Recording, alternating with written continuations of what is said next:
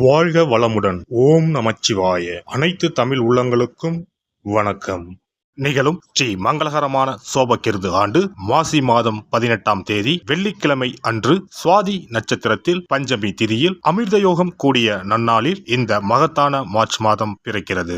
பிறக்கும் இம்மாத கிரக நிலைகளை பார்க்கும் போது மேச ராசியில் குரு பகவானும் கன்னி ராசியில் கேது பகவானும் உள்ளனர். இம்மாத தொடக்கத்தில் சந்திர பகவான் துலாம் ராசியில் உள்ளார். செவ்வாய் மற்றும் சுக்கிர பகவான் மகர ராசியிலும், சூரியன் சனி புதன் பகவான் கும்பராசியிலும், ராகு பகவான் மீன ராசியிலும் சஞ்சாரம் செய்கின்றனர். இம்மாத கிரகங்களின் பெயர்ச்சி என எடுத்துக்கொண்டால் புதன் பகவான் மார்ச் மாதம் 7ஆம் தேதி கும்பராசியில் இருந்து மீனராசிக்கும், மார்ச் மாதம் 26ஆம் தேதி மீனராசியில் இருந்து மேசராசிக்கு என இருமுறை பிரவேசம் செய்கின்றார். மார்ச் மாதம் 7ஆம் தேதி சுக்கிர பகவான் மகர ராசியில் இருந்து கும்பராசிக்கும், மார்ச் 14ஆம் தேதி சூரிய பகவான் கும்பராசியில் இருந்து மீனராசிக்கும், மார்ச் மாதம் 15ஆம் தேதி செவ்வாய் பகவான் மகர ராசியில் இருந்து கும்பராசிக்கும் பெயர்ச்சி அடைகின்றனர். இந்த கிரக அமைப்பினால் உங்கள் வாழ்வில் ஏற்படக்கூடிய சுபம் மற்றும் அசுப பலன்கள் என்ன, அதற்கான பரிகாரம் மற்றும் தெய்வ வழிபாடு என்ன என்பதனை பற்றி காண்போம். மாசி மாதத்தின் பிற்பகுதியும் பங்குனி மாதத்தின் முற்பகுதியும் இணைவது இந்த மார்ச் மாதம் ஆகும். பனிக்காலம் முடிந்து வசந்த காலம் துவங்கப் போகிறது. இனி உங்கள் வாழ்விலும் வசந்தம்தான். திடீரென கோடிகளில் சம்பாதிக்கும் வாய்ப்பும், ஜாக்பாட் அடித்தது போல பணம் குவியும் யோகமும் உண்டாக போகிறது. தயாராக இருந்துக்கோங்க. பண கஷ்டம், துன்பம், அவமானம் அனைத்தும் உங்களை விட்டு விலகப் போகும் நேரம் இது. கன்னி ராசி அன்பர்களே, இம்மாதம் குடும்பத்தில் மகிழ்ச்சியும் உற்சாகமும் காணப்படும். எதிரிகளின் சூழ்ச்சிகளை முறியடிப்பீர்கள். வெளி வட்டாரத்தில் செல்வாக்கு அதிகரிக்கும். உறவினர்களும் நண்பர்களும் மிகவும் உதவியாக இருப்பார்கள். கணவன் மனைவிக்கு இடையே அந்யோன்யம் அதிகரிக்கும். திருமணம், வளைகாப்பு போன்ற சுப நிகழ்ச்சிகளால் வீட்டில் மகிழ்ச்சி நிலவும். சிலருக்கு குழந்தை பாக்கியம் கிடைக்கும். மாத பிற்பகுதியில் உறவினர்கள் வகையில் சிறு சிறு பிரச்சனைகள் ஏற்பட சாத்தியம் உள்ளதால் பொறுமையுடன் இருப்பது அவசியம். புதிய ஆடை ஆபரணங்கள் வாங்கி மகிழ்வீர்கள். குடும்பத்துடன் வெளியிடங்களுக்கு சென்று வருவீர்கள். விருந்து விசேஷங்களில் கலந்து கொள்ளும் வாய்ப்பு உண்டு. மாதத்தின் பிற்பகுதியில் எதிரிகளால் பிரச்சனைகளும் கடன் தொல்லைகளும் ஏற்படக்கூடும். ஆனாலும் குரு பலத்தால் சமாளித்து விடுவீர்கள். ஆன்மீகத்தில் நாட்டம் அதிகரிக்கும். சிலருக்கு வெளியூர் வெளிமாநில புண்ணிய தலங்களுக்கு சென்று வரும் வாய்ப்பு உண்டாகும். குடும்ப பெரியவர்களின் அறிவுரையின்படி நடந்து கொண்டு அவர்களின் ஆதரவை பெறுவீர்கள். அலுவலகத்தில் சக ஊழியர்களிடம் செல்வாக்கு அதிகரிக்கும். பணிகளில் அவர்களின் ஒத்துழைப்பும் கிடைக்கும். நீண்ட நாட்களாக எதிர்பார்த்த பதவி உயர்வு, சம்பள உயர்வு போன்ற சலுகைகள் கிடைக்கும். மேலதிகாரிகளின் அன்பும் ஆதரவும் உங்களை உற்சாகப்படுத்தும். தொழில் வியாபாரத்தில் எதிர்பார்த்த லாபம் கிடைக்கும். எதிரிகளால் ஏற்பட்ட பிரச்சனைகள் நீங்கும். புதிய முயற்சிகள் வெற்றி தரும். வியாபாரத்தை விரிவுபடுத்தும் எண்ணம் இருந்தால் அதற்கான முயற்சிகளில் இந்த மாதம் ஈடுபடலாம். குடும்பத்தை நிர்வகிக்கும் பெண்களுக்கு உறவினர்களிடையே மதிப்பும் மரியாதையும் அதிகரிக்கும். தோழியர்கள் வட்டாரத்தில் உங்கள் செயல்பாடுகள் பாராட்டப்படும். பணிக்கு செல்லும் பெண்மணிகளுக்கு அலுவலகத்தில் புதிய பொறுப்புகள் கிடைக்கும். பதவி உயர்வு கிடைப்பதற்கும் வாய்ப்பு உண்டு.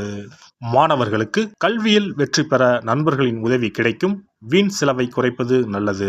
கலைத்துறையினருக்கு எடுக்கும் முயற்சிகள் சாதக பலன் தரும். கடன் பிரச்சனை தீரும். எதிர்ப்புகள் அகலும். தொழில் வியாபாரம் தொடர்பான போட்டிகளும் நீங்கும்.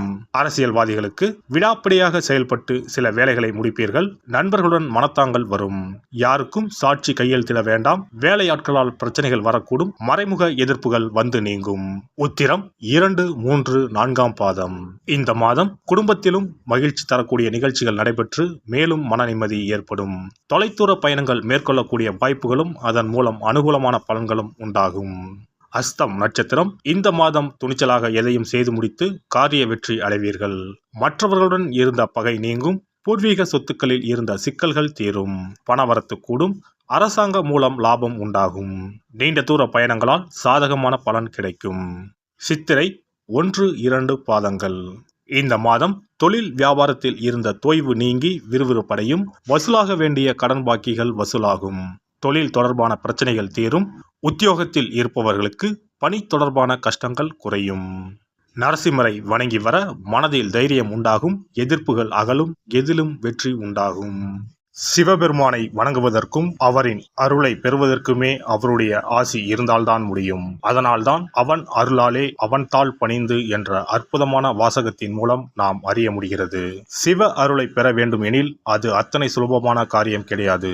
சிந்தையிலும் செயலிலும் சிவனையே நினைத்து ஒவ்வொரு காரியத்தையும் செய்ய வேண்டும். இனி இந்த மார்ச் மாதத்தில் மகா சிவராத்திரி எப்போது, இந்த நாளுக்கு அப்படி என்ன சிறப்பு என்பதனை பற்றி காண்போம். சிவபெருமானுக்கு எத்தனையோ திருநாமங்கள் உள்ளன. அவற்றில் மிக உயர்வானதாக சொல்லப்படுவது மகாதேவன் என்ற திருநாமம். மகாதேவன் என்றால் கடவுள்கள் அனைவருக்கும் மேலான கடவுள், கடவுள்களுக்கு எல்லாம் தலைவன் என்ற பொருள். சிவாய நம என சிந்திப்பவர்க்கு அபாயம் ஏற்படாது என்பார்கள். அப்படி கர்ம வினைகளில் இருந்தும் அனைத்து விதமான துன்பங்களில் இருந்தும் விடுபடுவதற்கு சிவனே கதி என சிவபெருமானை சரணடைவதற்கு ஏற்ற நாள் மகா சிவராத்திரி தினமாகும்.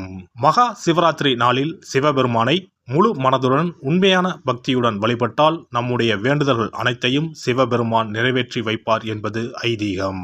கவலைகள் நீங்கி காரிய வெற்றியை தரக்கூடிய நாள் மகா சிவராத்திரி விரத நாளாகும். சிவபெருமானுக்கு உரிய அஷ்ட விரதங்களில் மிக முக்கியமானது மகா சிவராத்திரி விரதமாகும்.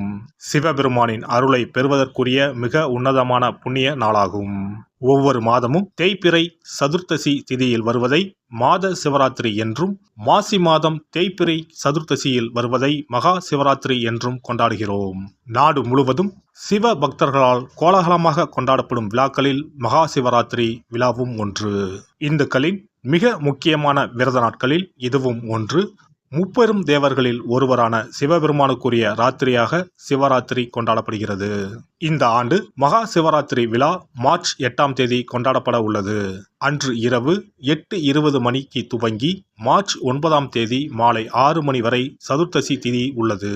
இதனால் மார்ச் 8ஆம் தேதி இரவு 8:30 மணிக்கு பிறகே சிவராத்திரி பூஜையை துவங்க வேண்டும். சூரிய பகவான் கும்பராசியில் பயணம் செய்யும் மாசி மாதத்தில் தேய்பிறை சதுர்த்தி நாளில் முதல் நாள் மாலை துவங்கி அடுத்த நாள் காலை வரை சிவனுக்கு தொடர்ந்து 4 கால பூஜைகள் செய்யப்படும். சிவராத்திரி அன்று இரவு முழுவதும் கண் விழித்து சிவ வழிபாடு செய்து அபிஷேகம், ருத்ராபிஷேகம் செய்து சிவ மந்திரங்களை உச்சரித்து சிவனின் அருளை வேண்டி பிரார்த்தனை செய்ய வேண்டும். ஆன்மீகத்தில் உயர்ந்த நிலையை அடைவதற்கும் துன்பங்கள் மற்றும் பாவங்களில் இருந்து விடுபட்டு மோட்சத்தை அடைவதற்கும் ஏற்ற நாள் இதுவாகும். மகா சிவராத்திரி அன்று அதிகாலையில் எழுந்து புனித நீராடி வீட்டை சுத்தம் செய்து பூஜை அறையில் விளக்கேற்றி வைக்க வேண்டும். பிறகு மாலையில் சிவன் கோவிலுக்கு சென்று அங்கு நடக்கும் அபிஷேகம் பூஜைகளில் கலந்து கொள்ள வேண்டும். அன்று சிவலிங்கத்திற்கு பஞ்சாமிர்த அபிஷேகம் செய்வதும் வில்வ அர்ச்சனை செய்வதும் மிக சிறப்பானதாகும். மகா சிவராத்திரி நாளில் எத்தனை முறை முடியுமோ அத்தனை முறை பஞ்சாட்சர மந்திரமான ஓம் நம சிவாய மந்திரத்தை உச்சரிக்க வேண்டும். இது தவிர சிவபுராணம் பாராயணம் செய்வது மிகவும் சிறப்பானதாகும். இந்த நாளில் ருத்ராபிஷேகம் செய்வதும் கோவில்களில் நடக்கும் ருத்ராபிஷேகத்தில் கலந்து கொள்வதும் மிகவும் சிறப்பானதாகும். இந்த முறையில் மகா சிவராத்திரி விரதம் இருந்தால் முந்தைய 3 பிறவிகளில் செய்த பாவங்கள் நீங்கும். மனக்கவலைகள், நோய்கள், வறுமை நிலை ஆகியன நீங்கும். அதோடு வாழ்வில் அனைத்து விதமான இன்பங்களும் உயர்வும் கிடைக்கும். நாம் செய்யும் வழிபாடு, பூஜை ஆகியவற்றிற்கு 2 மடங்கு பலனை தரக்கூடியது மகா சிவராத்திரி விரதமாகும். தஞ்சாவூர் மாவட்டத்தில் உள்ள பட்டுக்கோட்டை செட்டியக்காடு அர்த்த நாரீஸ்வரர் ஆலயத்தில் வரும் மார்ச் 8ஆம் தேதி வெள்ளிக்கிழமை மகா சிவராத்திரி அன்று 4 கால பூஜைகள் நடைபெற உள்ளன. இந்த பூஜைகளில் நீங்களும் கலந்து கொண்டால் தம்பதி ஒற்றுமை, மனப்பேறு, குழந்தை பேறு, ஆரோக்கியம், ஆயுள், செல்வம், புகழ் உள்ளிட்ட சகல நன்மைகளும் கிட்டும். எல்லாம் வல்ல இறையருளால் நீங்களும் உங்கள் அன்பு குடும்பமும் உடல் நலம், நீலாயுள், நிறை செல்வம், உயர் புகழ், மெய்ஞானம் ஓங்கி வாழ்க வளமுடன். இந்த வீடியோ பதிவு உங்களுக்கு பிடித்திருந்தால் லைக் பண்ணுங்க, கமெண்ட் பண்ணுங்க, ஷேர் பண்ணுங்க, மறக்காம சப்ஸ்கிரைப் பண்ணுங்க, பக்கத்துல இருக்கிற பெல் பட்டனை கிளிக் பண்ணுங்க. நன்றி, வணக்கம். ஓம் நமச்சிவாய. சிவாய நம.